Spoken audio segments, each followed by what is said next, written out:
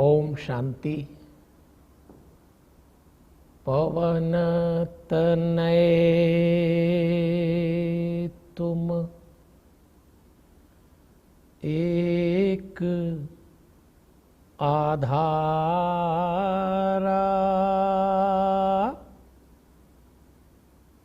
कथा कहूँ मैं मति अनुसारा।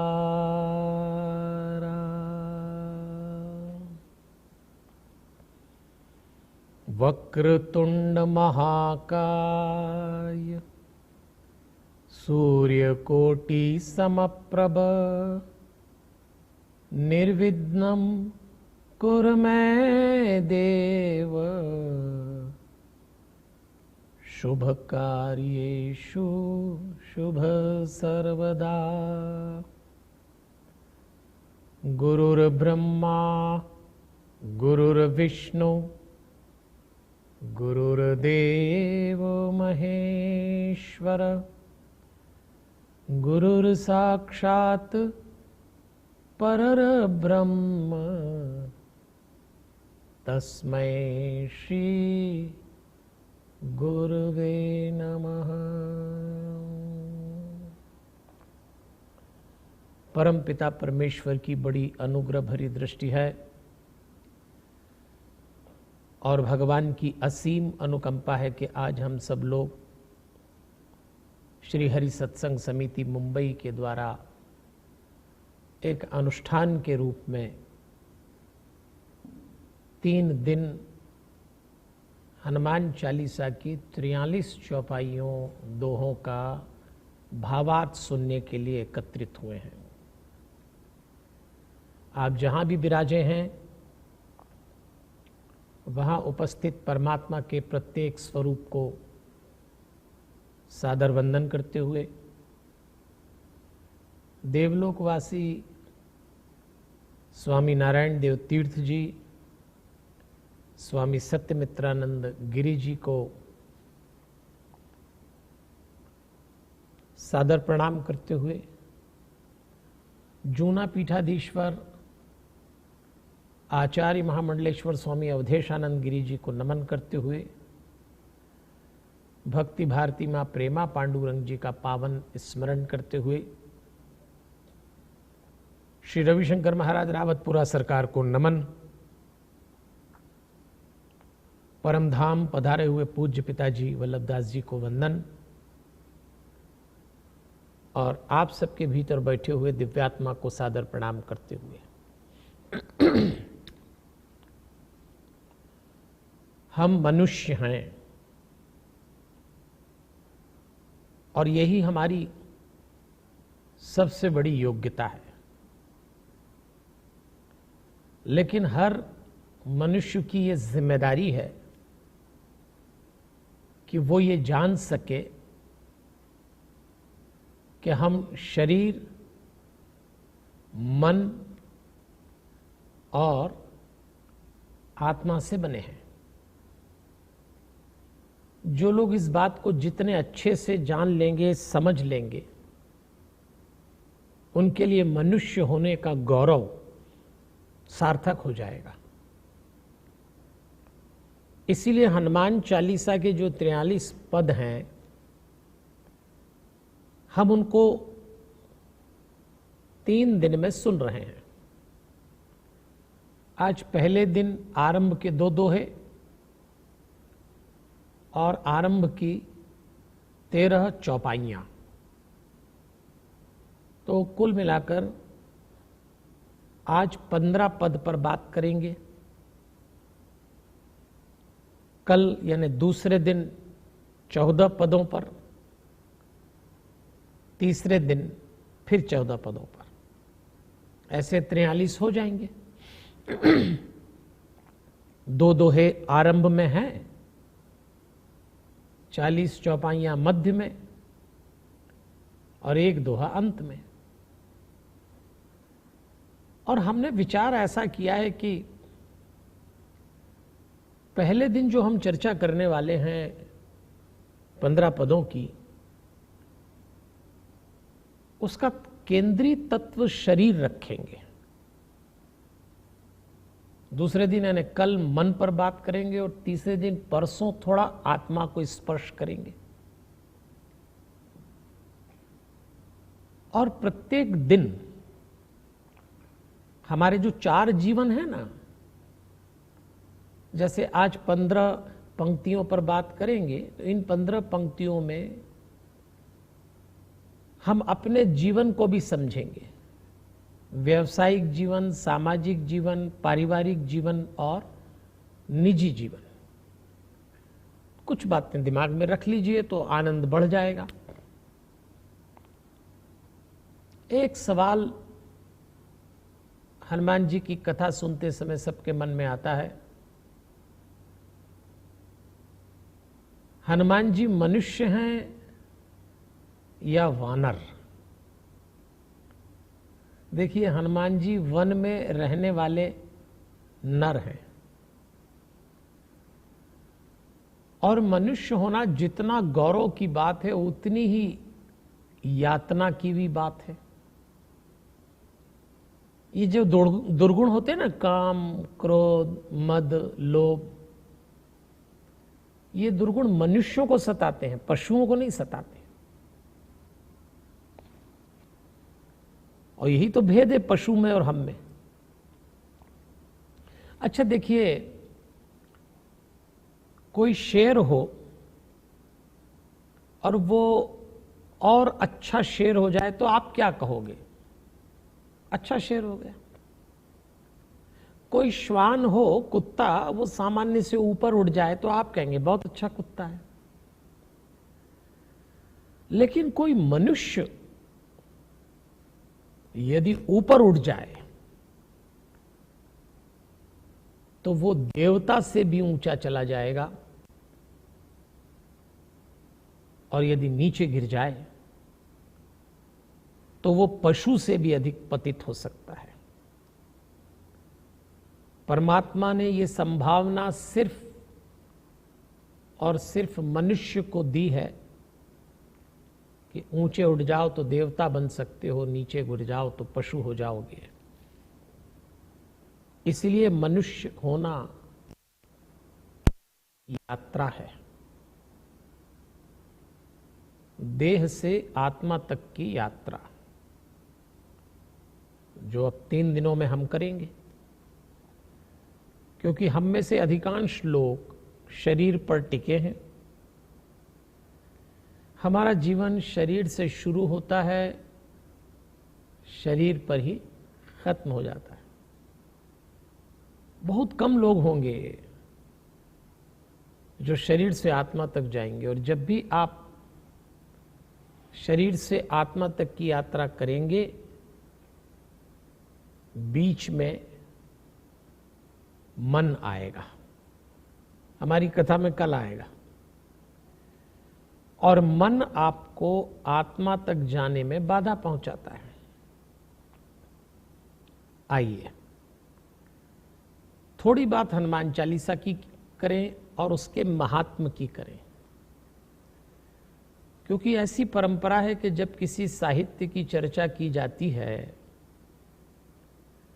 तो पहले उसके महात्म की चर्चा होती है। हनुमान चालीसा में तुलसीदास जी ने पहले हनुमान जी का यश गाया है और बाद में उनके गुण गाए हैं।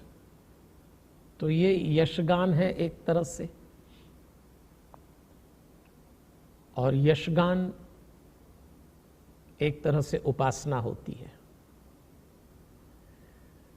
उपासना का अर्थ होता है उपासन, यानी पास में बैठना।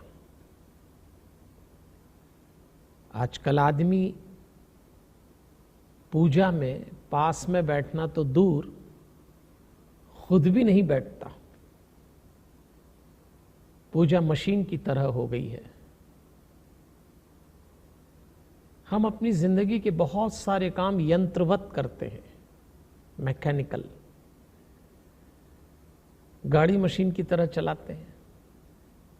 सब कुछ अभ्यास हो जाता है, कब ब्रेक लगाना, कब क्लच पे पैर रखना, कब गियर बदलना, कब हॉर्न बजाना, मशीन की तरह। आदमी सोचता भी रहता है, वो गाड़ी भी चला लेता है। और तो और हम रसोई भी मशीन की तरह बनाते हैं, सब आदत पड़ जाती है। और इसी तरह से हम पूजा भी मशीन की तरह करते हैं, जबकि पूजा आदत नहीं, पूजा स्वभाव होना चाहिए। अच्छी आदतों से संसार चलता है, लेकिन संसार बनाने वाला आदत से नहीं, स्वभाव से चलता है। अच्छा, स्वभाव का अर्थ होता है अपने भीतर उतरकर अपनी आत्मा पर टिकना, इसको स्वभाव कहते हैं। अब देखिए ना, हम लोगों को एक बहुत अच्छी आदत होती है, हम समाज में किसी से मिलते हैं तो उससे पूछते हैं कैसे हो, तो वो कहते हैं अच्छे। न पूछने वाले को कोई मतलब, न बताने वाले को कोई लेना देना।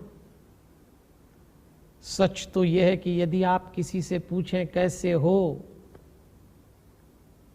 और यदि वो थोड़ी देर रुककर अपना रोना रोने लग जाए, आप जिंदगी में दोबारा कभी किसी से नहीं पूछेंगे कि कैसे हो, क्योंकि ये आदत है। लेकिन भगवान आदतों से नहीं मिलता, भगवान स्वभाव से मिलता है। तो मैं अब आपसे आग्रह करूंगा कि 3 दिन की इस यात्रा में प्रतिदिन जब हम और आप सत्संग में बैठें, थोड़ा अपने स्वभाव में टिकिएगा, अपनी आत्मा पर टिकिएगा। हमारे गोस्वामी तुलसीदास जी को 3 बातों का आश्रय था। पहला, राम नाम जप। दूसरा, हनुमान जी की कृपा। और तीसरा, सत्संग, जो हम कर रहे हैं। तो चलिए, हनुमान जी से बड़ा कोई भक्त क्या होगा। और हनुमान चालीसा की जितनी पंक्तियां हैं सब भक्ति का उदाहरण है। भाव, प्रेम और भक्ति, इसके अनेक प्रसंग हनुमान चालीसा में आने वाले हैं। अच्छा देखिए, किसी के प्रति भाव जाग जाए, किसी के प्रति प्रेम जाग जाए, ये स्वाभाविक है। लेकिन जब भक्ति जागती है तो मनुष्य कुरूप से भी प्रेम करने लगता है, शत्रु से भी मित्रता करने लगता है। इस देश में खूब गाई गई हनुमान चालीसा आप ही लोग गा रहे हैं। हमारी श्री हरि सत्संग समिति मुंबई और जो एकल परिवार द्वारा ये आयोजन किया जाता है, अभियान किया जाता है, भारत के 4 लाख गांवों में 40 करोड़ वनवासी ग्रामवासियों के लिए, उनको संस्कारित करने के लिए अनूठा अभियान है। उसमें हनुमान चालीसा भी एक प्रकल्प है। कितना सुंदर आयोजन आप लोग करते हैं, घर घर हनुमान चालीसा, पग पग हनुमान जी। तो क्या होगा हनुमान चालीसा गाने से, बस इसी पर चर्चा करेंगे। 2 दोहे आरंभ में, 40 चौपाइयां मध्य में, 1 दोहा अंत में, 43 पद हो गए। थोड़ा इसका गणित समझते हैं। इसमें 431 के करीब शब्द हैं और 1063 अक्षर हैं। इस हनुमान चालीसा में तुलसीदास जी ने 23 लोगों के नाम लिए हैं। 20 बार श्री राम जी का नाम आया है और 20 बार हनुमान जी महाराज का नाम आया है। ये मैंने थोड़ा सा गणित बता दिया, आपकी रुचि बनी रहे इसलिए। और जब आप हनुमान चालीसा पढ़ते हैं, एक एक पद से आप चलिए, इसमें अनेक गुण हैं। हर पद में अनेक पड़ाव हैं। बस आप चलते चलिएगा। किस चौपाई पे आपको रुकना है, किस दोहे को समझना है, ये आपके ऊपर है। भाई, जब हम रेलगाड़ी में सफर करते हैं और आपकी बर्थ अगर रिजर्व है तो आप सीधे अपनी बर्थ देखते हैं और टटोलते चलते हैं, कहाँ है, किस नंबर पे है, और जाके बैठ जाते हैं। बस तलाश भर करते हैं कि बर्थ नंबर क्या है। बस बिल्कुल ऐसा ही है। तलाशिए आपका जीवन, आपकी रुचि, किस पंक्ति में आप टिके हैं। सब कुछ है इसमें। पुराने जमाने में जब आप किराना लेने जाते थे तो आप बाहर काउंटर पे खड़े और दुकानदार को कहते थे तो सामान वो निकालता था। नए जमाने में मॉल बन गए। आप खुद जाते हैं, अपना सामान निकालते हैं और पेमेंट कर देते हैं। तो हनुमान चालीसा तुलसीदास जी द्वारा हनुमान जी का मॉल है, चौपाइयों का। आपको जो ठीक लगे वो निकाल लो। पूरी 43 दे रखी है, पूरी 43। और हनुमान जी के तो गुरु हैं राम जी। राम जी तुलसीदास जी के इष्ट हैं और तुलसीदास जी के तो सर्वस्व यदि कोई हैं तो हनुमान जी हैं। इसीलिए 37वीं चौपाई में उन्होंने लिखा, जय जय जय हनुमान गोसाई, कृपा करो गुरुदेव की नाई। जीवन में कोई गुरु ना हो तो हनुमान जी को गुरु बना लें, ये संकेत आगे आएगा। अच्छा, ऐसा तुलसीदास जी क्यों कहते हैं? क्योंकि परमात्मा को पाने के मार्ग पे जब आप चल रहे होते हैं तो गुरु की भूमिका होती है कि वो आपको संकेत के माध्यम से बता दे, ऐसे पहचानो परमात्मा को। तुलसीदास जी के जीवन की घटना आपको मालूम है। कथा सुनाते थे, हनुमान जी भी सुनने आते। एक दिन पहचान लिया तो तुलसीदास जी ने पकड़ लिया, महाराज मुझे राम जी से मिलवा दो। तुलसीदास जी ने कहा ठीक है, जब तुम चित्रकूट के घाट पे बैठोगे, तिलक लगाया करते थे तुलसीदास जी लोगों को, तो मैं तुम्हें इशारा करूंगा, परमात्मा आएंगे, तुलसी तेरी तपस्या देख कर आएंगे, तेरी भक्ति देख कर आएंगे, चूक मत जाना। राम जी, लक्ष्मण जी, सीता जी को लगा चलो आज तुलसी से ही तिलक करा लेते हैं, परीक्षा भी हो जाएगी, तुलसी की दर्शन भी दे देंगे। अब तुलसीदास जी तो लगाए जा रहे तिलक, और जैसी राम जी का क्रम आया तो पहचाने नहीं, तिलक लगा रहे। तो पेड़ पे तोता बनकर बैठे थे हनुमान जी, और उन्होंने वहां से बोला, चित्रकूट के घाट पर भई संतन की भीड़, तुलसीदास चंदन घिसे और तिलक देत रघुबीर। एकदम संकेत मिल गया, चरण पकड़ लिए। छोटी सी घटना है, हम इस घटना के पीछे इस संदेश को पकड़ें कि गुरु संकेत की भाषा में हमको ये बताता है, यहां है परमात्मा। इसलिए हनुमान चालीसा के कुछ पद बड़े सांकेतिक हैं और आपको उसी दृष्टि से अपने भाव को उन संकेतों से जोड़ना है। पुनः याद दिला दूं, शरीर, मन और आत्मा तक की यात्रा है ये। शरीर से मन को क्रॉस करके आत्मा पे जाना है। तो इस यात्रा पे चलते हैं। मुझे एक कहानी बहुत अच्छी लगती है। असल में हनुमान चालीसा से इसलिए गुजरे कि हमने अपने जीवन को बिखरा लिया है, उलझा लिया है, और फिर हमारी पूरी जिंदगी बीत जाती है उस उलझे हुए को सुलझाने में, बिखरे हुए को समेटने में। लेकिन सचमुच भारतीय संस्कृति का बड़ा उपकार है कि हमारे पास कुछ ऐसे साहित्य हैं जिनके माध्यम से हम अपना बिखरा जीवन समेट सकते हैं, उलझा जीवन सुलझा सकते हैं। और ऐसे ही साहित्य का नाम है श्री हनुमान चालीसा। कैसे उलझाते हैं जीवन देखिए। एक महात्मा जी का देहांत हो रहा था,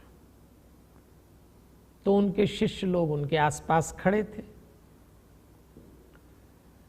शिष्यों ने महात्मा जी को संसार छोड़ते देखा तो कहा, गुरु जी आप संसार से चले जाएंगे, कोई ऐसा सूत्र वाक्य, कोई ऐसा ब्रह्म वाक्य हमें दे दीजिए जो हमारे काम आए। एक ब्रह्मचारी तो बहुत अड़ गया कि गुरु जी कुछ तो बताइए। उसका अति आग्रह देख के गुरु जी ने कहा, तू पूछ रहा है तो मैं बता रहा हूं, बिल्ली कभी मत पालना। सच्चा शिष्य था, गुरु जी की बात हृदय में रख ली। गुरु जी का देहांत हो गया, और वो जो ब्रह्मचारी था उसने गांव के बाहर एक कुटिया बनाई और कुटिया में रहने लग गया। अब उसकी एक समस्या शुरू हुई। जब वो अपने दैनंदिनी के कार्य निपटा के अपनी लंगोटी कुटिया में सुखाता तो चूहे उसकी लंगोटी कुतर लेते। चूहों से बड़ा परेशान। चूहों के इलाज के लिए उसने एक बिल्ली पाल ली। अब महात्मा जी की एक नई समस्या शुरू हुई कि बिल्ली के लिए दूध की व्यवस्था करना है, तो महात्मा जी ने गाय पाल ली। अब फिर एक समस्या शुरू हुई कि गाय के लिए चारे की व्यवस्था करना है, तो कुटिया के पीछे खेत उगा लिया। और इस तरह से महात्मा जी की जिंदगी चलती थी, काफी समय देना पड़ता था। तो एक दिन उनके कुछ शिष्य आए, उन्होंने कहा, हम देखते हैं आपका बहुत सारा समय इन सब चीजों के इंतजाम में चला जाता है,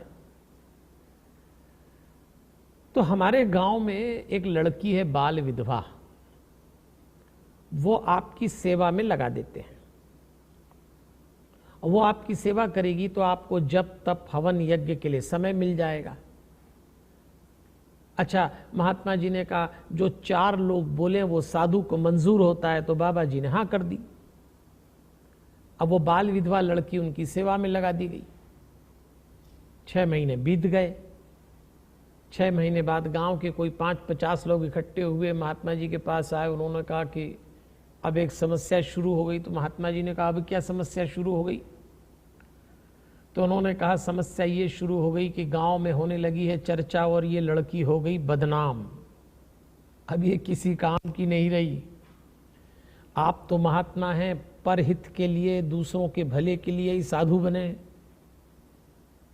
तो ऐसा करिए ना, आप इससे विवाह कर लीजिए।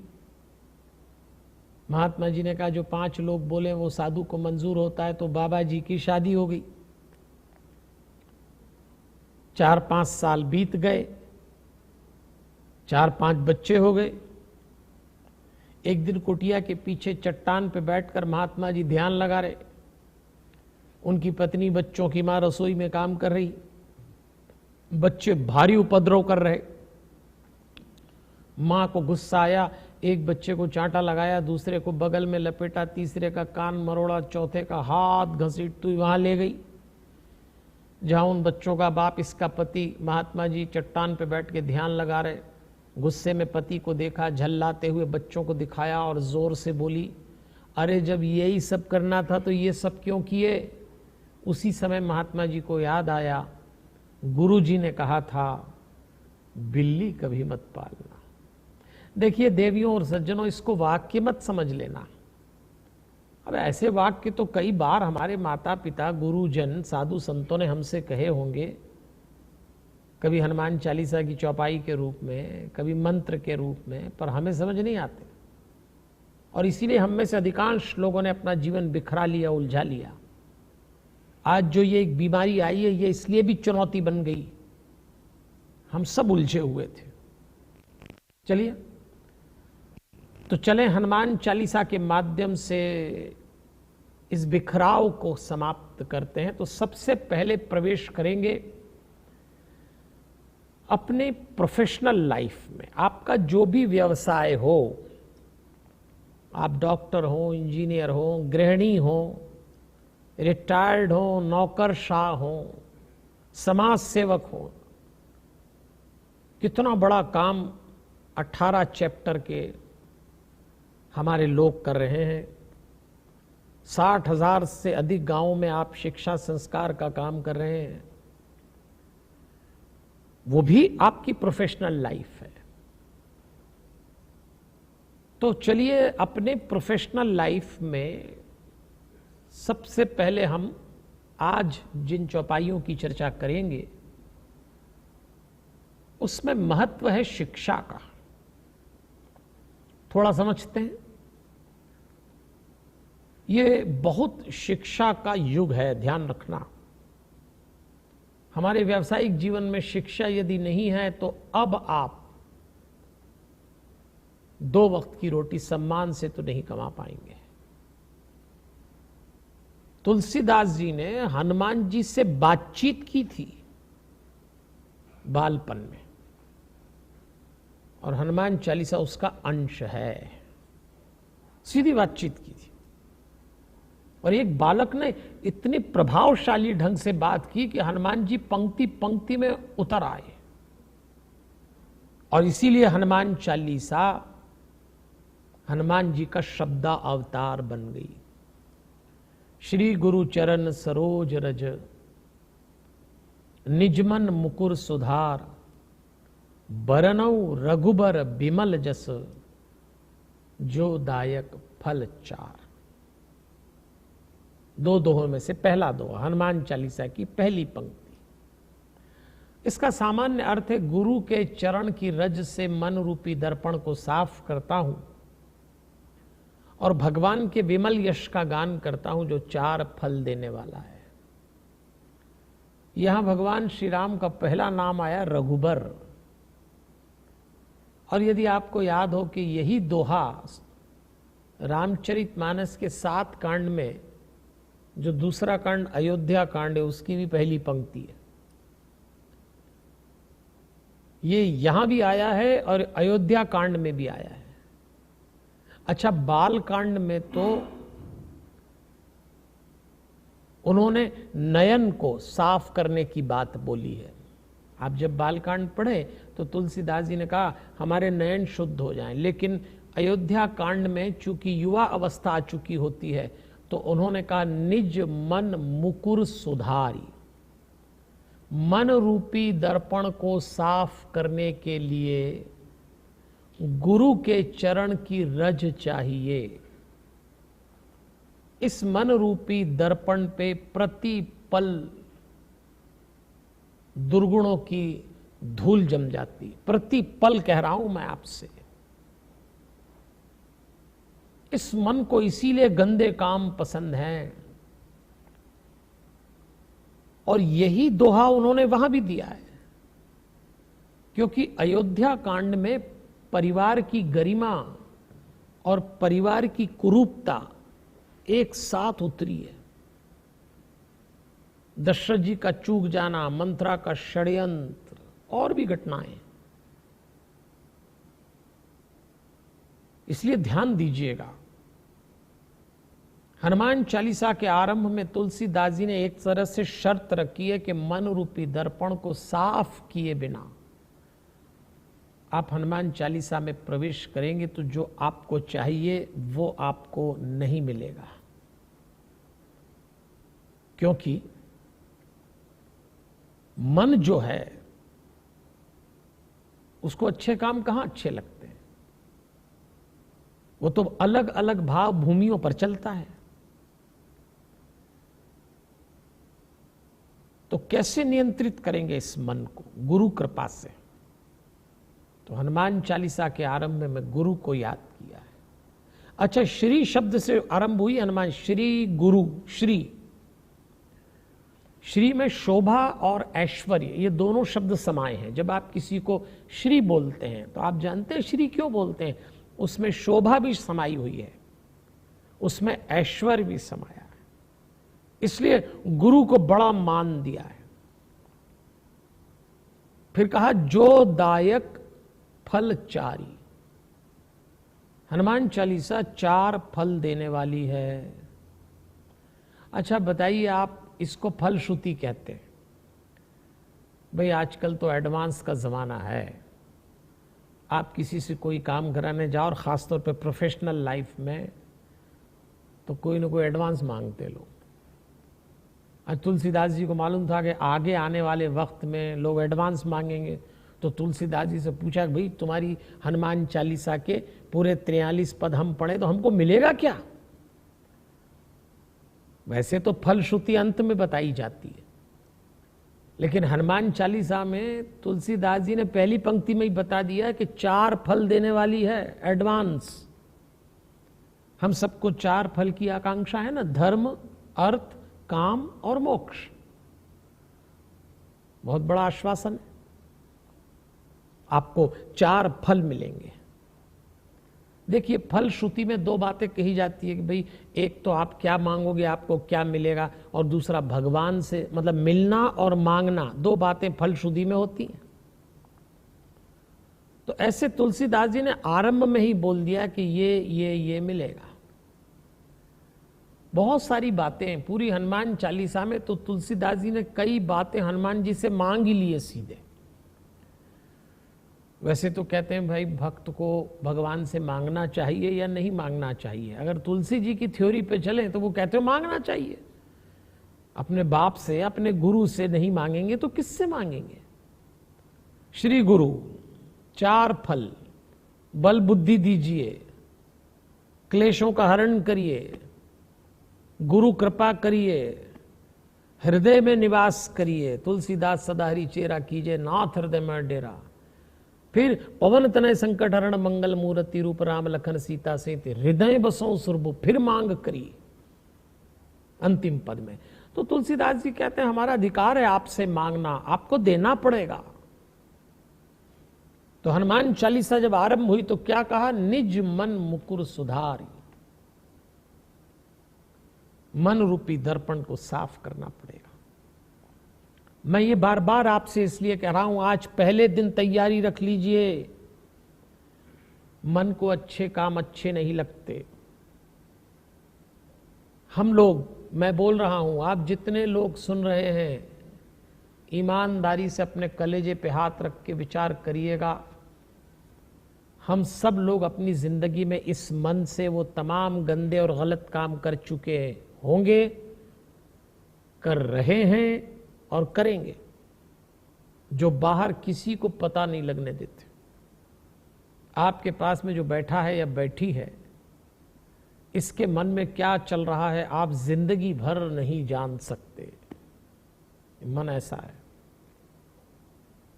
चलिए, आज पहले दिन आपको एक छोटी सी एक्सरसाइज दे रहा हूं। कल हम मिले उसके पहले ही एक्सरसाइज रात को सोने के पहले करिएगा। एक कागज कलम उठाना सोने के पहले, और पिछले 3 घंटों में आपके मन ने किसी के बारे में जो भी सोचा हो, जो भी किया हो, ईमानदारी से उस कागज पे लिखना, ऑनेस्टली, और पढ़ना। तो आपको लगेगा जैसे किसी पागल ने लिखा है। लिखा आपने, बस एक निवेदन है, तुरंत फाड़ देना, खुद पढ़ लो उसके बाद। वरना घरवाली का लिखा यदि घरवाले ने पढ़ लिया, या घरवाले का लिखा घरवाली ने पढ़ लिया, तो जिंदगी भर मुझे याद करोगे कि पंडित जी ने जिंदगी खराब कर दी। ये मन ऐसा है, इसकी सफाई किए बिना न तो आप शांत होंगे, ना आप आत्मा की ओर जा पाएंगे, ना आपको जीवन में परमात्मा मिलेगा। इसीलिए दर्पण शब्द, दर्पण और चित्र में अंतर है। आप चित्र देखिए तो चित्र सदैव भूतकाल का होता है, दर्पण वर्तमान का होता है। अयोध्या कांड में यह दोहा आया है, क्योंकि थोड़ी देर बाद भरी सभा में आपको याद हो दशरथ जी ने दर्पण देखा था, और जब दशरथ जी ने दर्पण देखा था भरी सभा में, तो लोगों को बड़ा आश्चर्य हुआ कि दर्पण तो एकांत में देखा जाता है, कोई भरी सभा में इसको कैसे देख सकता है। लेकिन आपको याद होगा कि दशरथ जी ने देखा था। राय सुभाएं मुकुर कर लीना, बदन बिलो की मुकुट समकीना। उन्होंने देखा मुकुट तिरछा हो गया तो उसको सीधा कर लिया। किसी ने दशरथ जी से पूछा था कि भाई ये कौन सी बात हुई, तो उन्होंने कहा था सब लोग मेरी प्रशंसा कर रहे हैं तो मैंने दर्पण देखा। कौन सा दर्पण? मन रूपी दर्पण में खुद की छवि निहारी। दुनिया को तो जय जयकार करने की आदत होती है, जरा से आपको कुछ मिल जाए लोग जय जयकार करते हैं, पर क्या आप उसके योग्य हैं? ये तो आप तभी जान पाएंगे जब आप अपने मन रूपी दर्पण में देखेंगे, तो आपको पता लग जाएगा जो लोग आपको समझ रहे हैं आप वैसे हैं नहीं। इसलिए हनुमान चालीसा के आरंभ में इस पंक्ति को आया। फिर दूसरा दोहा लीजिए, बुद्धिहीन तनु जानिके सुमिरो पवन कुमार, बल बुद्धि विद्या देहि मोहि, हरहूं कलेश विकार। इसका अर्थ है बुद्धिहीन तनु जाने के। महाराज हनुमान जी महाराज, हम लोग बुद्धि से भी हीन हैं, तन से भी हीन है, तन से भी, हाँ दोनों से, फिजिकल बॉडी से, मेंटल बॉडी से हीन है, कमजोर हैं। आपको सुमिरन कर रहे हैं। महाराज आपसे निवेदन है, बल बुद्धि विद्या देहु मोहि, हरहूं कलेश विकार। हमें बल दीजिए, बुद्धि दीजिए, हमें विद्या दीजिए। 3 बातें मांगी जा रही हैं वहां। आपको ध्यान हो, अभी मैं प्रोफेशनल लाइफ में शिक्षा की बात कर रहा हूं, और हनुमान चालीसा में दूसरे दोहे में ही तुलसीदास जी ने हनुमान जी से कहा बल, बुद्धि और विद्या। ये तीनों शिक्षा का विषय है। जिन्हें शिक्षा ग्रहण करना है उनको बल भी चाहिए, विद्यार्थी कमजोर नहीं होना चाहिए, स्वस्थ हो। और इस समय तो स्वास्थ्य बहुत आवश्यक है। बुद्धि चाहिए और विद्या चाहिए। लेकिन आगे उन्होंने कहा क्लेश और विकार हर लीजिए। इसलिए ध्यान दीजिए, बुद्धि कैसी चाहिए? तुलसीदास जी ने हनुमान जी से मांगी, स्थिर बुद्धि चाहिए, स्टेबल माइंड। आहार शुद्धो सत्व शुद्धि, सत्व शुद्धो ध्रुव स्मृति। स्मृति लाभे सर्वग्रंथि नाम विप्रमोक्ष, ऐसा शास्त्रों में आया है। आहार शुद्धो सत्व शुद्धि ध्रुव स्मृति। जिनको बुद्धि तीव्र रखना हो, स्थिर रखना हो, उनको सतोगुण बढ़ाना चाहिए, और सतोगुण बढ़ते हैं अन्न से। तो यहां एक इशारा आ गया है, एक हनुमान भक्त को आहार शुद्धि रखना चाहिए। आपके खान पान का प्रभाव आपकी वैचारिक क्षमता पर पड़ने वाला है। तो आप इतने बलशाली हो कि आपके बल में परमात्मा के प्रति समर्पण हो, आपकी बुद्धि विश्वसनीय हो, और आपकी विद्या आपको निरंतर सक्रिय रखे। बल बुद्धि विद्या हरहु कलेश विकार। महाराज हमारे क्लेश मिटा दीजिए, विकार हटा दीजिए। 5 क्लेश होते हैं, अविद्या, अस्मिता, राग, द्वेष, अभिनिवेश। अभिनिवेश का मतलब मृत्यु का भय। ये क्लेश है। क्लेश मनुष्य को पीड़ा पहुंचाते हैं, और विकार उसकी शांति को हर लेते हैं। विकार 6 होते हैं, काम, क्रोध, लोभ, मद, मोह, मत्सर। मत्सर मतलब ईर्ष्या। तो तुलसीदास जी ने यह भी चर्चा कर दी, महाराज क्लेश और विकार हटा दीजिए, हर लीजिए, मिटा दीजिए। क्योंकि क्लेश और विकार यदि जीवन में है तो बल बुद्धि विद्या गड़बड़ा जाएगी। और बल बुद्धि विद्या यदि संतुलित रूप से जीवन में आए तो आदमी को क्लैरिटी आती है, जिसको स्थिर बुद्धि कहते हैं। नहीं तो आप कंफ्यूजन में ही पड़े रहोगे। आजकल तो इतना नॉलेज आ गया है, इंफॉर्मेशन टेक्नोलॉजी के टाइम में लोग कंफ्यूज हो गए। एक आदमी था, किसी का पता पूछ रहा था, तो वहां कुछ समझदार लोग बैठे होंगे, तो उसने पूछा मांगीलाल कहाँ रहता है? तो उसको जवाब दिया हीरालाल के पड़ोस में। तो उसने, उस आदमी को बड़ा आश्चर्य हुआ जो पता पूछ रहा था कि वो तो हीरालाल को भी नहीं जानता। तो उसने कहा हीरालाल कहाँ रहता है? बोले मांगीलाल के पड़ोस में।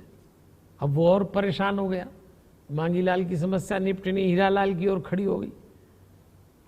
पूछने वाले ने पूछा कि ये दोनों कहाँ रहते हैं? बोले अड़ोस पड़ोस में। अब बताइए, जवाब भी दिया और जवाब नहीं भी दिया। कंफ्यूजन, बुद्धि का दुरुपयोग।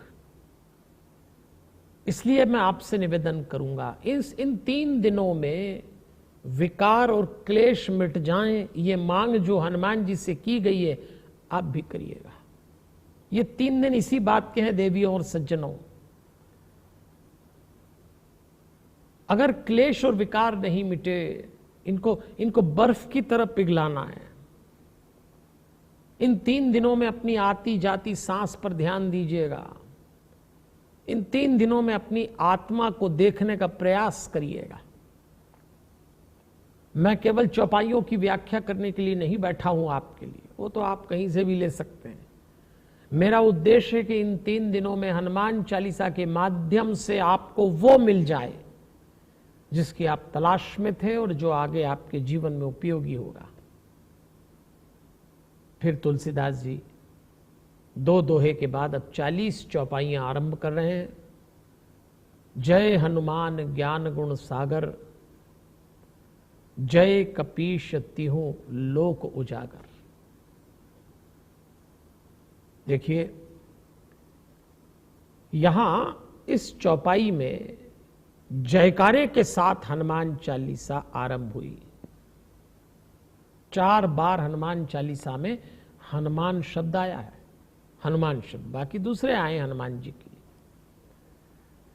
जयकारे के साथ हनुमान चालीसा क्यों आरंभ करी? अभी हम बात कर रहे हैं अपनी प्रोफेशनल लाइफ की। जय का मतलब जीत होना ही है। गर्व का बोध, कोई भी काम हाथ में लेंगे जय हो के रहेगी। हमारी भारतीय संस्कृति की विशेषता है कि हम लोग जय में विश्वास रखते हैं, पराजय में हमारा विश्वास नहीं है। एक तो काम हाथ में लेने के पहले ही उसको सत्कर्म मानते हैं, और सत्कर्म हाथ में लिया है तो सफलता मिलना ही मिलना है। लेकिन आज हमारे देश का शरीर तो स्वस्थ है, मन बेचैन है और आत्मा में भारीपन आ गया है। आप देखिए प्रोफेशनल लाइफ में जो लोग हैं, पहले तो हम यवनों के गुलाम थे, हमें लूटा जा रहा था, तो तुलसीदास जी ने हनुमान चालीसा लिखकर लोगों को आश्वस्त किया था, निर्भय हो जाओ। और आज क्या हम निर्भय हैं? अभी भी डरे हुए। इसलिए जयकारे के साथ का, जय का मतलब विजय, जय का मतलब सफलता, जय का मतलब निर्भयता। जयकारे का अर्थ ही यह है कि देशवासियों के भीतर 2 ज्योति जलाना बहुत आवश्यक है। एक ज्योति जलना चाहिए राष्ट्रीयता के बोध की, और दूसरी ज्योति जलना चाहिए शांति की। बहुत अशांत हो गए भारतीय देखते ही देखते।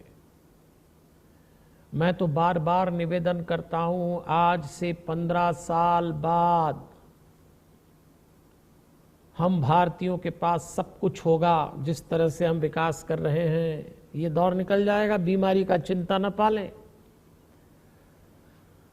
लेकिन जितना विकास होगा, जितनी प्रगति होगी, जितनी सफलताएं मिलेगी, उतना ही मनुष्य अशांत होता जाएगा। शांति की तलाश आज से करते रहिए। ज्ञान, गुण और सागर शब्द देखिए।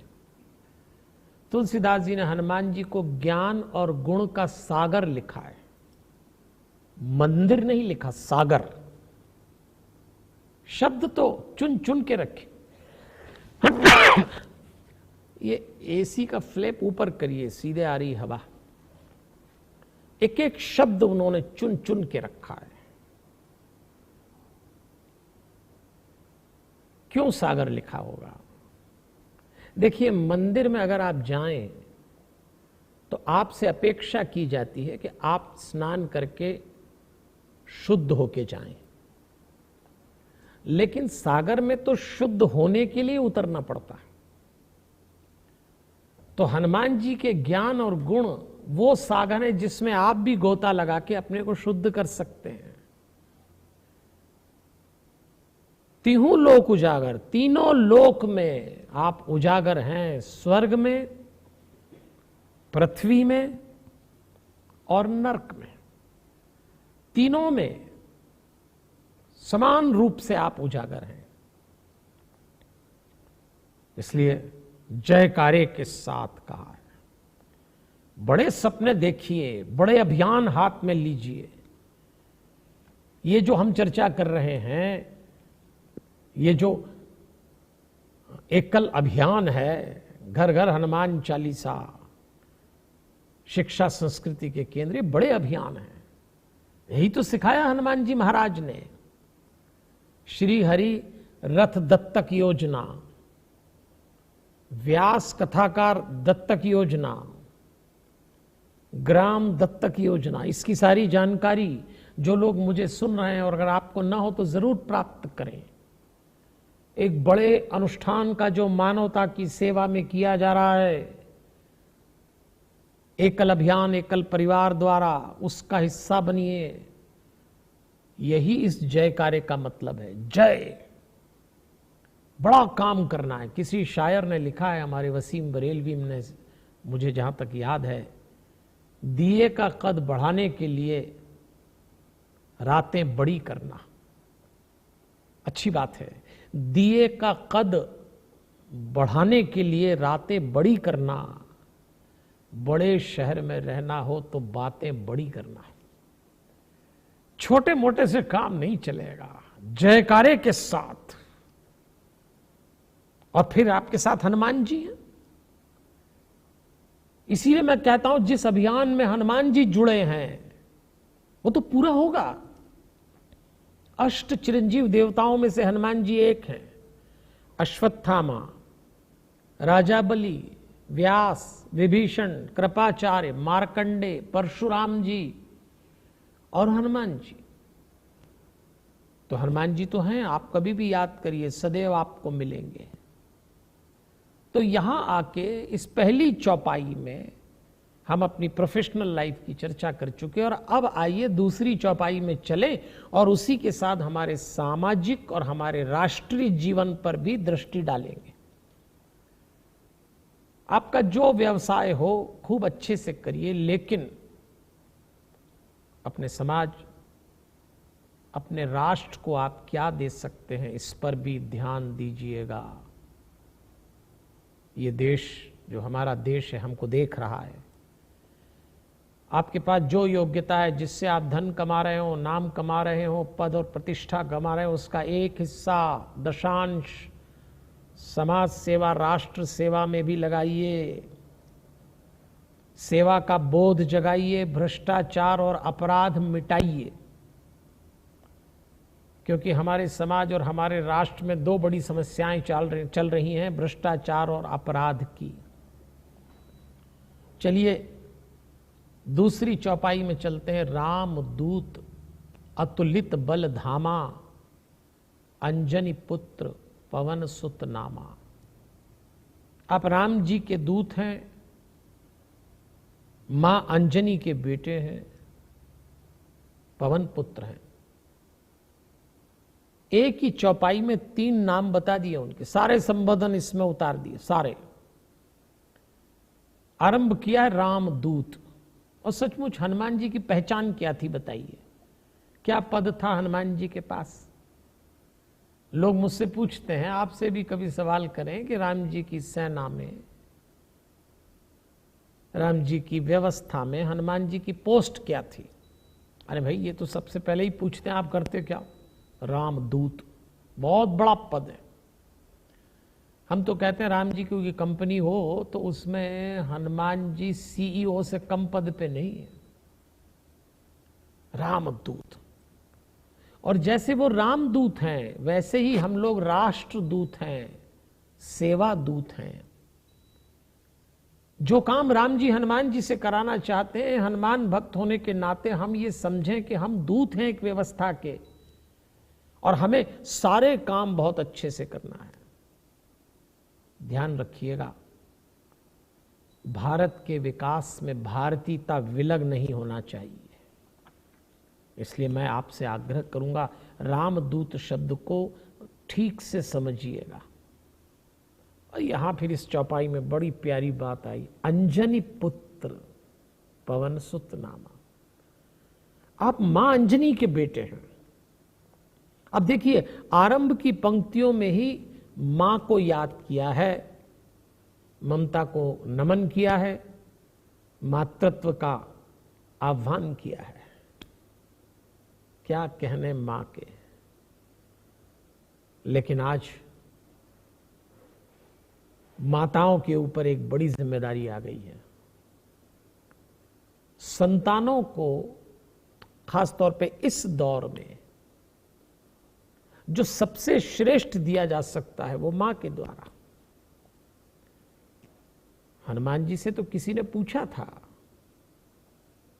कि आपको अपनी जीवन में जो सफलता मिली है उस पर आप क्या कहते हैं? तो हनुमान जी कहते हैं मां की दी हुई है।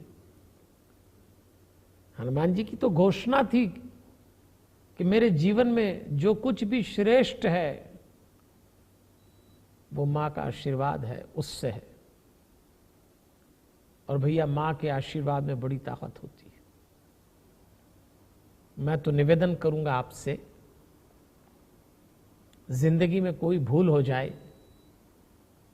कोई गलत काम हो जाए, होता रहता है, लेकिन एक गलती कभी मत करना,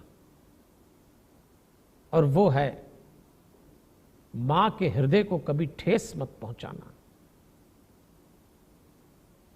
जब आप इस दुनिया में मां को चोट पहुंचाते हैं, घायल ऊपर बैठा परमात्मा हो जाता है। भगवान ने सशरीर बिना अवतार यदि कहीं जन्म लिया है तो मां के रूप में, इसलिए मां अंजनी को याद किया है। इसीलिए माताओं से निवेदन है, आपकी संतान आपके शरीर से निकलने वाले वाइब्रेशन तरंगों को ग्रहण करती है। इस संसार में 2 प्राणी ऐसे हैं जिनके शरीर से 24 घंटे एनर्जी वाइब्रेट हो रही है और बच्चे उसको कैच कर रहे हैं। एक गौ माता और दूसरी आपको जन्म देने वाली माता। इसलिए माताओं से निवेदन है कि यदि आपके शरीर से नेगेटिव एनर्जी निकली, आपके बच्चे नेगेटिविटी ले लेंगे। आपके शरीर से पॉजिटिव एनर्जी निकली, बच्चे पॉजिटिव हो जाएंगे। तो आपके ऊपर बड़ी जिम्मेदारी है।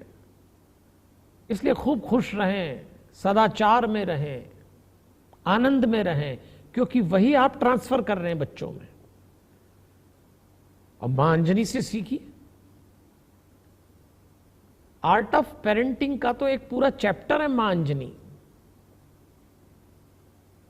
उन्होंने बचपन में ही हनुमान जी की ऊर्जा का रूपांतरण कर दिया था, जिसको अंग्रेजी में कहते हैं ट्रांसफॉर्मेशन।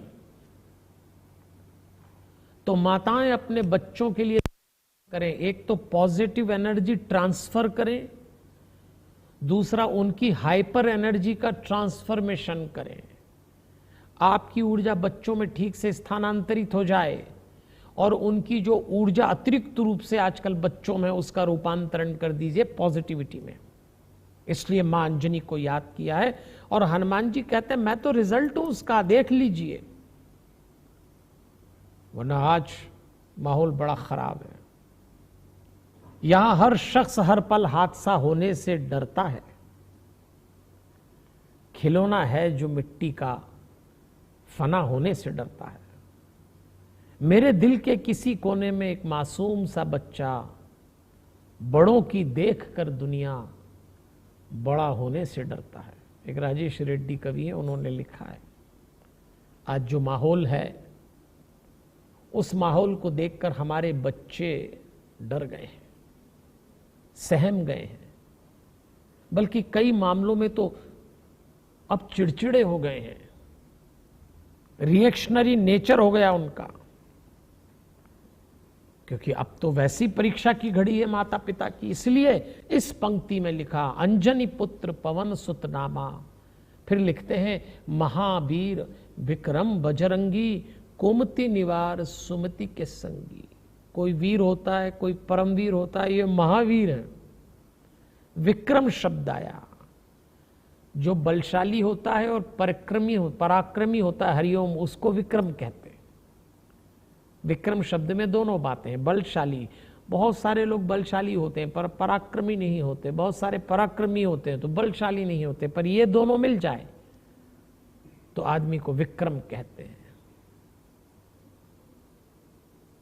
महावीर विक्रम बजरंगी, कुमति निवार सुमति के संगी।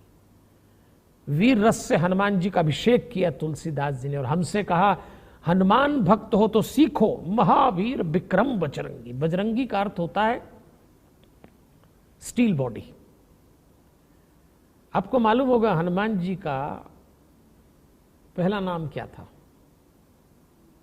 हनुमान जी उनका नाम नहीं है हनुमान जी तो उनका विशेषण है। उन्होंने एक बार सूरज को लपक लिया था। सारी प्रकृति ब्रह्मांड में अंधेरा छा गया। देवता इंद्र के पास पहुंचे, इंद्र ने वज्र का प्रहार किया। वज्र हनुमान जी की ठोड़ी पे लगा, ठोड़ी टूट गई।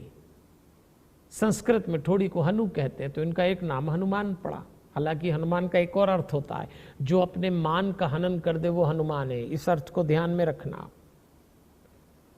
तो ये उनका विशेषण है। उनका नाम तो था बजरंगी, क्योंकि जब उनका जन्म हुआ तो वो वज्रांग थे। वज्रांग मतलब स्टील बॉडी, तो वज्रांग से बजरंगी बना। महावीर विक्रम बजरंगी। देखिए, वीर रस में दान, दया, युद्ध और धर्म, चार बातें समाई हुई होती। ये समय है समाज और राष्ट्र के लिए वीर रस से ओतप्रोत होने के, उसमें काम करने का। और जब समाज और राष्ट्र का काम करें तो दान, दया, युद्ध और धर्म, ये चार बातें मिलाकर करिएगा। आज जरूरत है इसकी। फिर लिखा कुमति निवार सुमति के संगी। हनुमान जी महाराज, आप कुमति को तो दूर कर देते हैं और सुमति को प्रदान कर देते हैं। कुमति का अर्थ होता है बुरी बुद्धि, सुमति का अर्थ होता है अच्छी बुद्धि। अगर विभीषण जी की माने तो वो तो कहते हैं जहां कुमति तहां विपत्ति निदान, और जहां सुमति तहां, जहां सुमति होगी वहां संपत्ति होगी, जहां कुमति होगी वहां विपत्ति होगी। सीधी थ्योरी है। और आदमी को कुमति का थप्पड़ कब पड़ जाए पता नहीं लगता। देखिए ना, हम लोग क्या करते हैं, अच्छी खासी पूजा करते हैं और पूजा करते समय बहुत अच्छा लगता है, मन प्रसन्न है। पूजा पूरी हुई, मुड़े, एक कुंती का थप्पड़ लगा, गलत काम कर गए। अच्छे अच्छे लोग कर जाते। भैया कुंती बड़ी खतरनाक है, और खास तौर पे अकेलेपन में तो ऐसा पकड़ती है, इसीलिए दुनिया में बड़े बड़े प्रतिष्ठित, ख्यात, मान्य, पूज्य लोग भी अपने अकेले में कुंती का थप्पड़ खा के बैठे होंगे।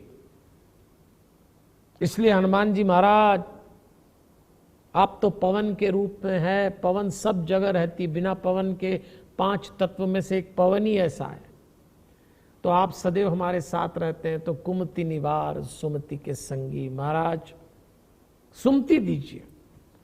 और सबसे बढ़िया सुमति क्या है? खुश रहें, खुश रखें। खुश रहना आसान है, पर खुश रखना कठिन है ना। इसलिए जिनके पास सुमति होती वो तो घोषणा करते हैं, मेरे तो दर्द भी औरों के काम आते हैं, मेरे तो दर्द भी औरों के काम आते हैं, मैं रो पड़ूं तो कई लोग मुस्कुराते हैं। दूसरों की मुस्कुराहट, दूसरों की प्रसन्नता का कारण बनिए, माध्यम बनिए। चलिए चौथी चौपाई में चलते हैं। कंचन वरण विराज सुबेशा, कानन कुंडल कुंचित केसा, हाथ वज्र और ध्वजा विराजे, कांधे मूंज जनेऊ साजे। चौथी और 5वीं चौपाई में हनुमान जी महाराज के श्रृंगार का वर्णन आया है। कोई ये न समझे कि हनुमान जी ब्रह्मचारी हैं तो ओघड़ जैसे रहते होंगे, नहीं। कंचन वरण विराज सुवेशा, सोने जैसी सुगंधित देह है, सुंदर वस्त्र पहने हुए हैं, कानों में कुंडल हैं, घुंघराले बाल हैं, गले में मुंज की माला है, हाथ में ध्वजा और वज्र है। यह है उनका श्रृंगार। अगर आप हनुमान जी के भक्त हैं तो सदैव श्रृंगारित रहिए, सुसज्जित रहिए और व्यवस्थित रहिए। ये गुण है हनुमान जी। एक मनोवैज्ञानिक बात करूंगा आपसे। हम भक्तों का एक स्वभाव होता है, किसी बड़े व्यक्ति से मिलने जाना हो बड़ी तैयारी से जाते हैं, किसी शादी ब्याह में जाना हो क्या कहना है। कुछ लोग तो इतने सज धज के जाते हैं कि 2 4 5 उनकी तारीफ न करें तो घर आके उनका पेट दुखने लगता है, तारीफ करना पड़ती है, भाई बहुत अच्छे लग रहे हो। लेकिन इंसान को जब मंदिर जाना होता है सबसे साधारण वस्त्र में चला जाता है। अरे दुनिया के सबसे बड़े मालिक के दरबार में जब जाया करें थोड़ा तैयार होके जाइए। भगवान को श्रृंगारित भक्त बहुत अच्छे लगते हैं। अच्छा, ऐसे फटीचर कपड़े पहन के जाओगे तो भगवान को लगता है इसका टेस्ट ऐसा ही है, तो फिर वैसा ही बना देता है। मैं कई लोगों को देखता हूं, खासतौर पे घर में पुरुषों को, भाई साहब लोगों को, नहा के निकलेंगे तो टॉवेल पहनेंगे या अंतर्वस्त्र पहनते ही अपना पहनकर भगवान को अगरबत्ती लगा देते हैं। घंटी बजे और बाहर कोरियर भी आए तो पूरा कपड़ा पहन के जाएंगे और भगवान के सामने ऐसी सत्यम शिवम सुंदरम चलेंगे। ये नहीं है। श्रृंगारित रहिए, व्यवस्थित रहिए। ध्वजा, ध्वजा शब्द आया, देख हमारे हनुमान जी किसकी ध्वजा पे बैठे थे बताइए? अर्जुन की ध्वजा पे बैठे थे। उनके जो सामुद्रिक लक्षण हैं, ऐसा कहते हैं श्री राम के पैरों में जैसी लकीरें हैं वैसी हैं। तो हनुमान जी बहुत सुंदर है। बस मैं ये कहना चाहता हूं और आपसे भी कहना चाहता हूं। इसीलिए हमारे तुलसीदास जी ने तो पूरा सुंदरकांड लिखा है। आप लोग कर रहे हैं ना सुंदरकांड। विजयादशमी के दिन 25 अक्टूबर को, याद दिला रहा हूं इसलिए अभी बोल रहा हूं बीच में, बहुत अच्छा आयोजन की तैयारी की है। 25 लाख परिवारों में सुबह 6 बजे से लेकर रात को 10 बजे तक सुंदरकांड के पाठ किए जाएंगे। सुंदर है ही, जीवन सुंदर ही तब है जब सुख के साथ शांति हो। और सुंदरकांड तो हमारे हनुमान जी के पराक्रम की कथा, और हनुमान जी बहुत सुंदर है। ये जो चौथे नंबर और पांचवें नंबर की चौपाई उनके सौंदर्य का, श्रृंगार का वर्णन के लिए है। हनुमान जी इतने सुंदर हैं कि एक शायर का शेर मुझे याद आता है, मुझे तो बहुत अच्छा लगता है, आपको भी अच्छा लगेगा। एक बंदर बहुत सुंदर, जिसके अंदर रामचंद्र। ऐसे सुंदर हैं हमारे हनुमान जी महाराज, उनके लिए सुंदरकांड बोला। ये दो चौपाई उसी का तो विस्तार है।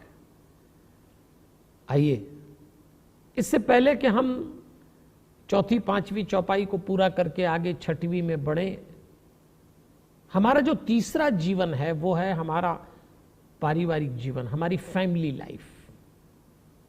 भारत अपने परिवारों के लिए जाना जाता है।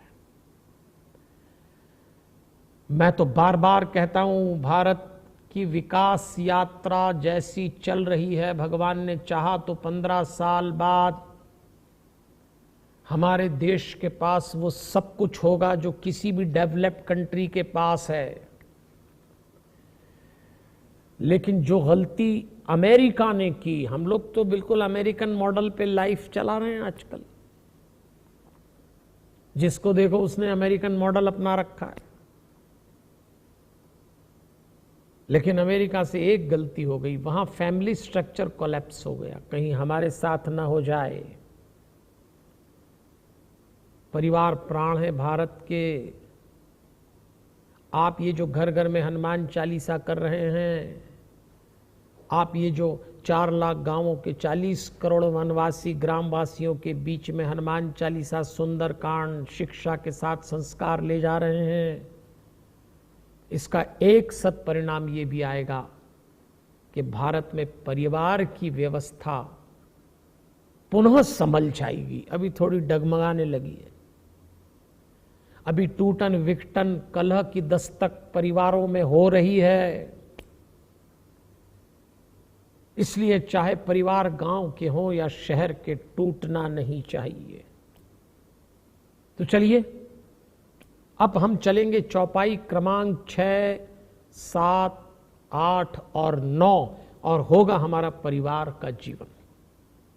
मेरा तो प्रिय और मुख्य विषय है। मुझसे कोई पूछता है कि आप कथा के अलावा क्या करते हैं, तो मैं कहता हूं कुछ नहीं, कथा ही करता हूं। तो पूछते कथा क्यों करते हैं? बहुत कथाएं की मैंने। जब लॉकडाउन नहीं था तब तो मैं 30 दिन घूमता था, और जब हुआ तो हनुमान जी ने ऐसी कृपा की कि ऑनलाइन कथा हो रही है। अभी सितंबर महीना 30 का था, और 30 दिन में 46 व्याख्यान दिए हमने, यहीं बैठ के शांतम में ही। रोज 1, 2, 3 ऐसे चलता रहता है। तो मैं एक बात कहता हूं, कथाएं तो सिर्फ बहाना है, हमें तो परिवार बचाना है। मेरा आग्रह रहता है, परिवार हर हालत में बचना चाहिए।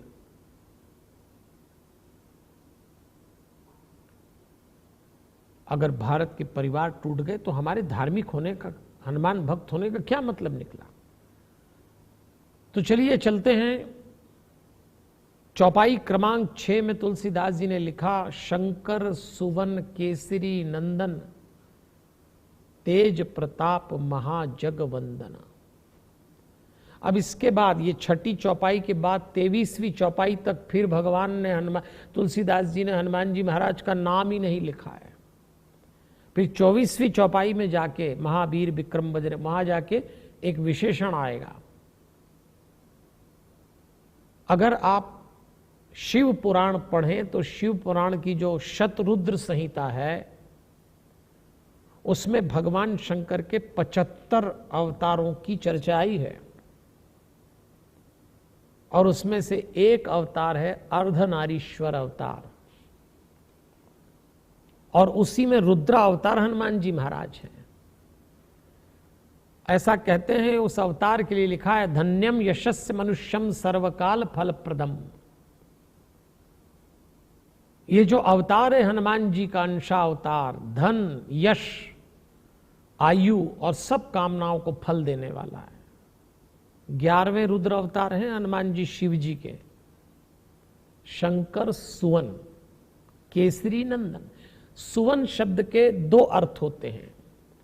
सुवन का एक अर्थ होता है स्वयं, यानी शंकर जी स्वयं हैं, आप हनुमान जी महाराज, आपके भीतर शंकर जी उतरे। और सुवन का एक अर्थ होता है पुत्र, तो पुत्र में तो पिता उतरता ही है, पिता का विस्तार ही तो पुत्र है।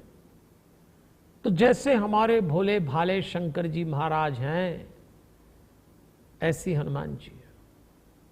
देखिए, गृहस्थी की आदर्श स्थिति की जब भी चर्चा आएगी, आदर्श पति पत्नी की जब भी बात आएगी,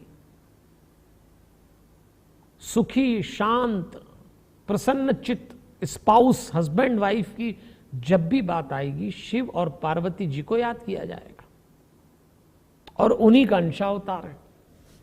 इसीलिए हम तो कहते हैं, घर में रिश्तों में गड़बड़ हो जाए, परिवार को बचाना हो तो केंद्र में हनुमान जी रखना। कई लोग कहते हैं हनुमान जी तो ब्रह्मचारी हैं, वो घर परिवार क्या जाने। अरे वो शिव जी का अवतार है। परिवार के सदस्यों के मनोविज्ञान को जितना अच्छे से हनुमान जी महाराज जानते हैं, कोई क्या जानेगा।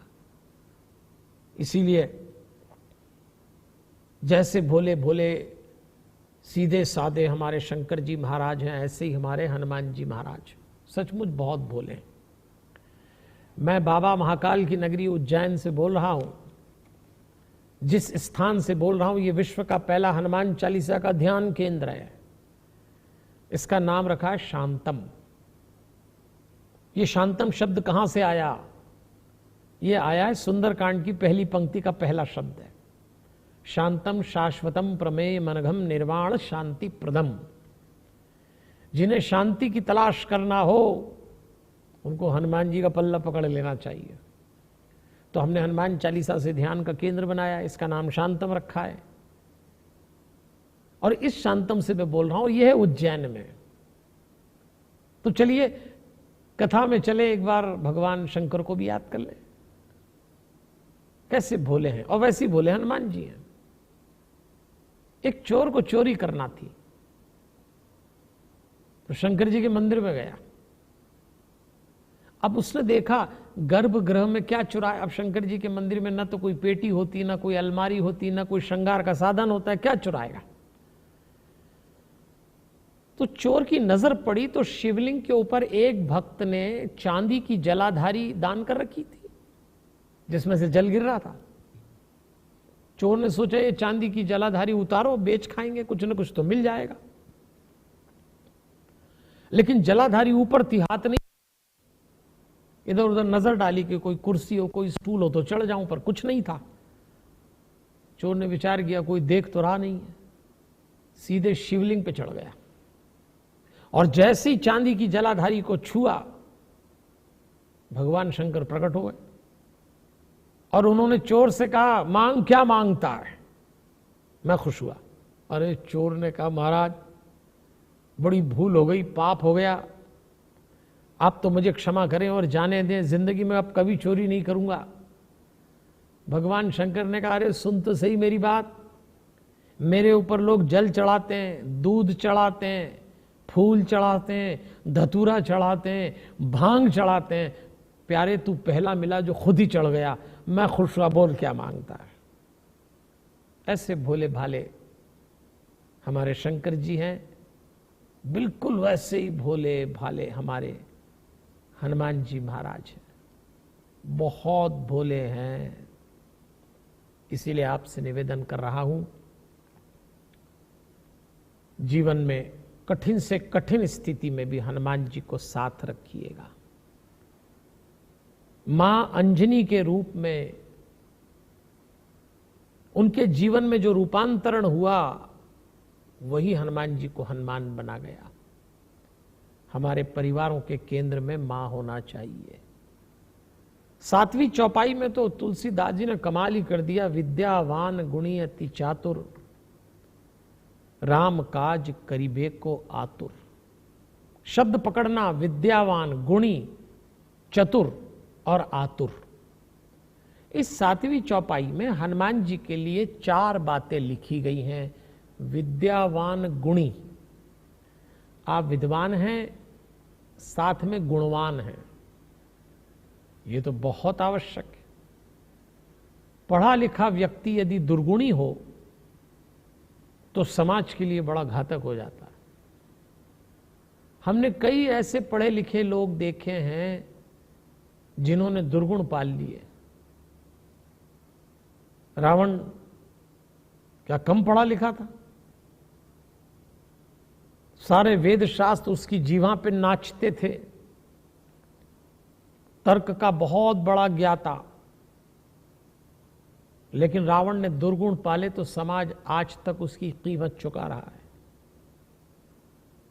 विद्या के साथ गुण होने का अर्थ है विद्यावान गुणी। गुणी का मतलब है विद्या के साथ संस्कार।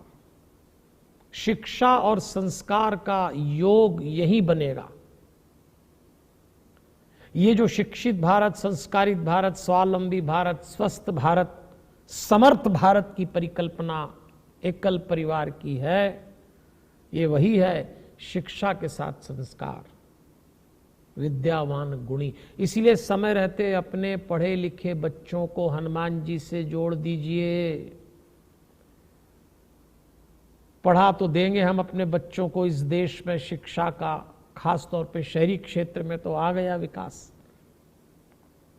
लेकिन यदि आपने संस्कार नहीं दिए तो, और ये संस्कार किसी स्कूल, कॉलेज, यूनिवर्सिटी, कैंपस में नहीं मिलेंगे।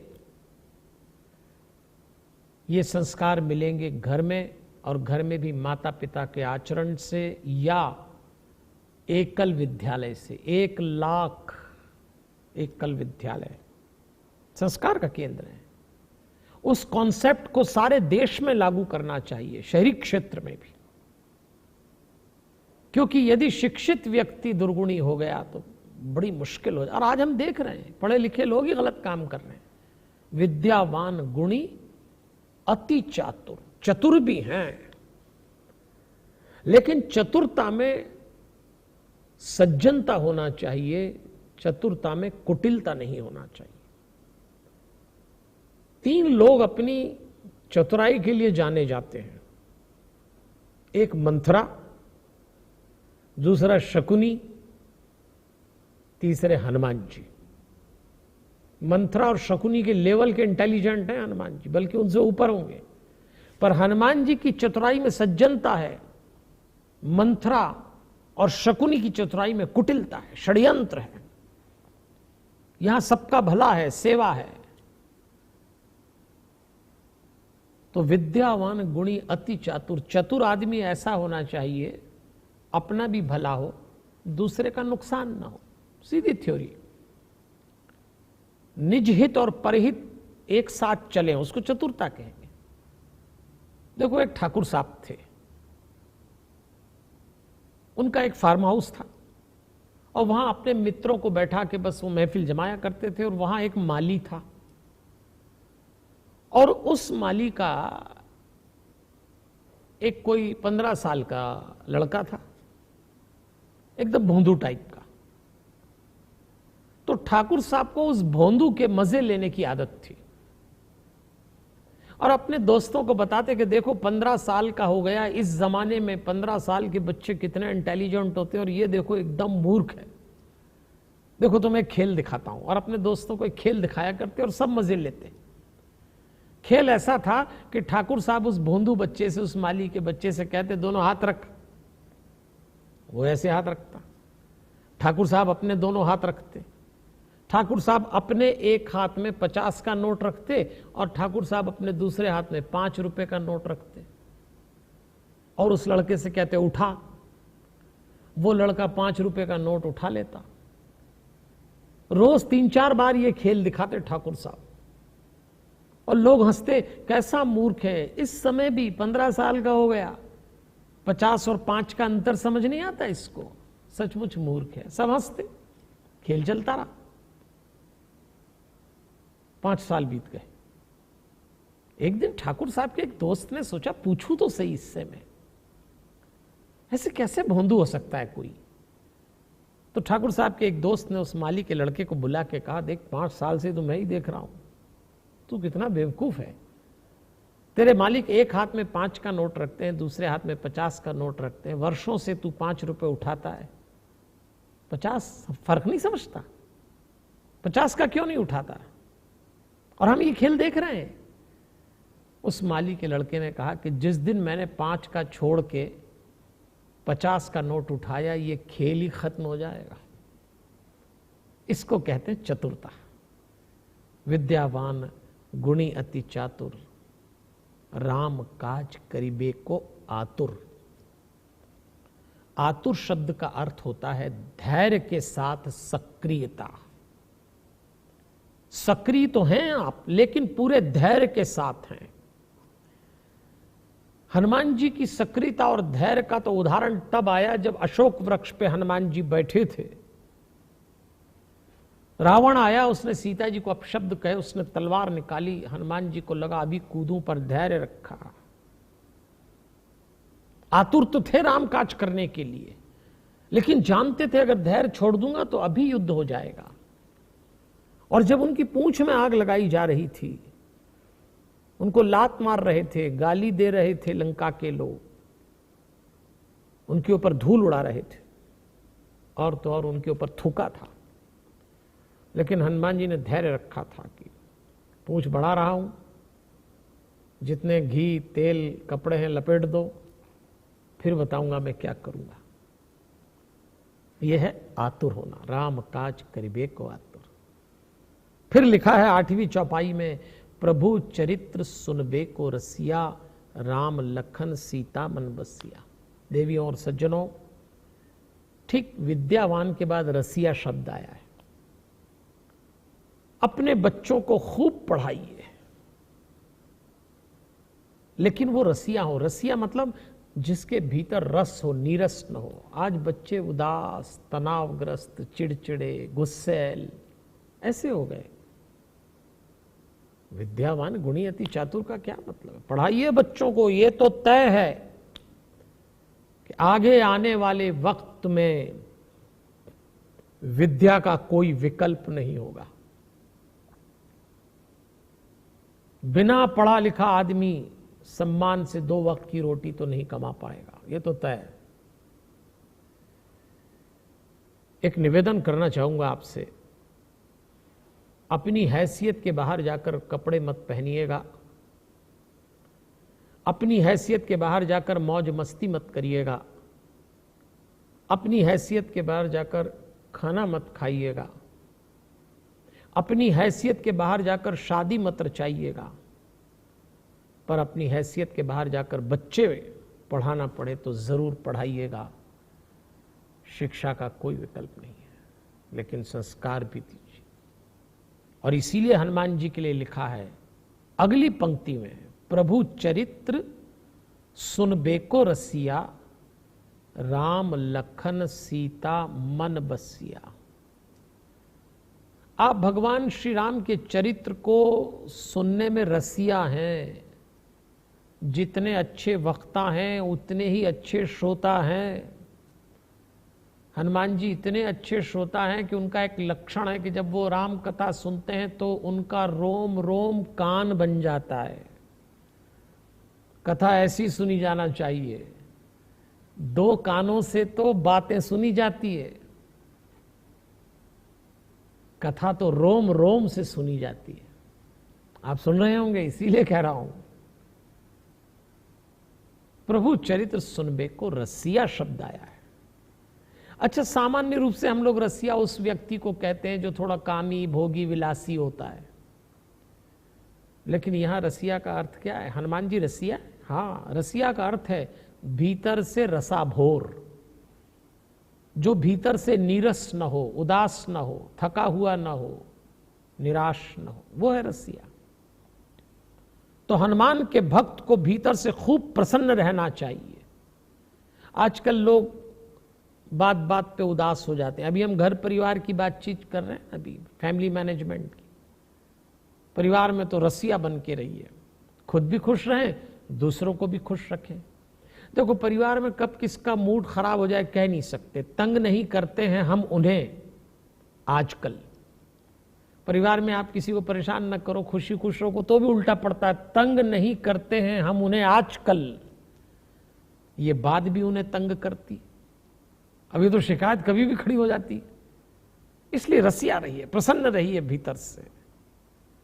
और राम लखन सीता मन बसिया।